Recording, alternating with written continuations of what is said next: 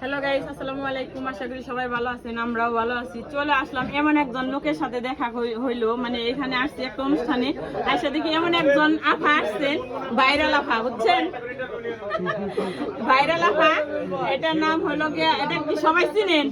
যদি না চিনে থাকেন তাহলে আমার কাছে একটু শুনেন যে এটা হলো গিয়া বিবিসি মনমুন আফা, বুঝছেন? আফা, এখানে আসছেন কিরকম লাগতেছে? আমার অনেক খুব ভালো লাগতেছে। হানিফ ভাই আমাকে দাওয়াত করে নিয়ে আইছে।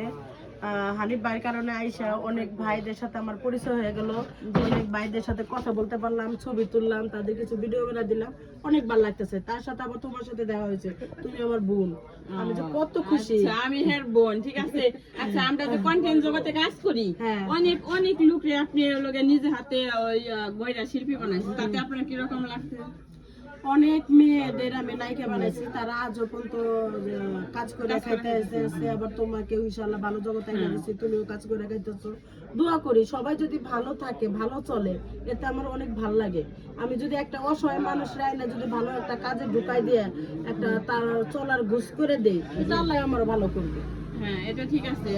আর লোকে সবাই লোকে আমাদেরকে সাপোর্ট করেন, পাশে থাকেন। যে আফারও তো আইডি আছে, চ্যানেল আছে, সবাই জানেন। আফারে একটু দেখেন, আফার পাশেও থাকেন আর আমাদের জন্য দোয়া করেন। আমরা আসলে একসাথে কাজ করি, এক টিমে কাজ করি। আমরা এক টিমে থাকবো, আমরা যেন আজীবন থাকতে পারি। যতদিন আমাদের আল্লাহ রিজিক থুইছে, তখন একসাথে দুই বোনে কাজ করব।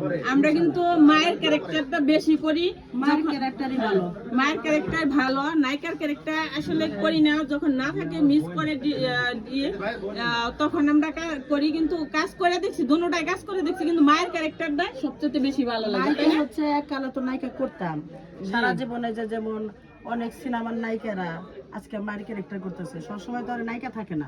যেমন আমরা এক সময় নায়িকা করছি, আমি আজকে এই জগতে 15 বছর মিডিয়ার জগতে, এখন মাদার করতেছি। কিন্তু আমি যত অভিনয় করি, কিন্তু মাদারের মতন একটা ভালো ক্যারেক্টার আমার কাছে আমার খুব ভালো লাগে। সবচেয়ে দামি ক্যারেক্টার আমার মাদার ক্যারেক্টারটা অনেক ভালো লাগে।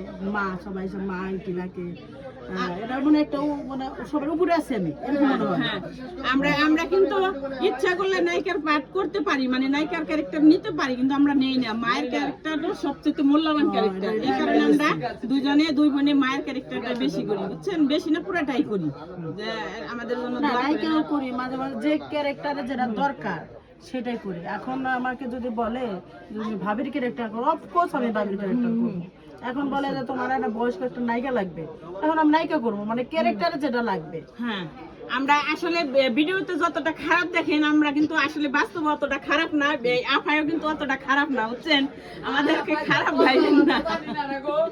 এখন হচ্ছে ভিডিও করতে গেলে অনেক ধরনের কাজ করতে হয়। অনেকের কাছে ভালো লাগে, অনেকের কাছে ভালো লাগে না, যার যেটা। কিন্তু বাস্তবের মানুষ যে এত খারাপ, যেমন নিশা বিলেনের অভিনয় করে সিনেমার নিশা, কিন্তু ওখানে বাস্তবে অনেক ভালো, 5 ওয়াক্ত নামাজ পড়ে, এটা তো আপনারা জানেন না। ঠিক আছে, অনেক কথা বললাম, আমরা বিদায় নিলাম। এই চ্যানেলের সাথে, আইডির সাথে আপনারা থাকবেন সবসময়।